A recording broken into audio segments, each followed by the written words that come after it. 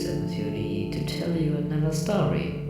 Today, I want to tell you about the first inkling that ever existed, Agent Zero. A real mystery in the inkling and octoling world, such a big mystery, almost nobody knows about it. As I said last time, the inklings and octolings slowly evolved over time, long after humanity was wiped out, except for one exception. Before humanity was wiped out, they conducted some experiments with the crystals. They carried out the experiments on animals, combined the animals' DNA with the crystals. Well, let's put it this way, it didn't really go so well. The power of the crystals was so incredibly strong that the animals became monsters. Birds became killer drones. Spiders became crawling nightmares that grew 5 times larger than a basic human. Every animal they experimented on was a failure, except for one exception, a squid. They did the same experiment with a squid and were prepared for the worst, but what emerged and surprised everyone. A human-like creature emerged with arms, legs, and a face that seemed quite peaceful. It quickly learned human skills like walking, talking, and many other things. However, one thing that sets this creature apart from humans is that it learns extremely quickly and creates new knowledge from the material it has learned. In principle, it is an artificial intelligence that teaches itself new things every day. It quickly became famous in the human world, but instead of being feared, it was celebrated. Despite its extreme intelligence, it posed no danger whatsoever. It was quickly hired as a scientist in the main science laboratory. In just a few days, it alone had more scientific process than the entire science team had in an entire month. However, there was a problem. The creature had no name. Everyone just called it the creature, which sounded very dirty. A proper name was needed. It was asked what it wanted to be called, and it simply just said Agent Zero. The scientists didn't ask any question. They simply accepted it and called it that. Agent Zero's gender is unknown, just like its age, and pretty much everything about it is unknown. It was a walking mystery.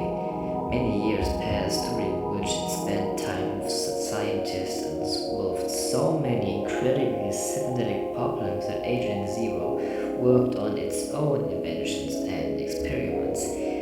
But arguably, the greatest invention Agent Zero ever invented was teleportation using a secondary dimension. The special thing about it wasn't even the teleportation, but the fact that Agent Zero simply invented a new dimension.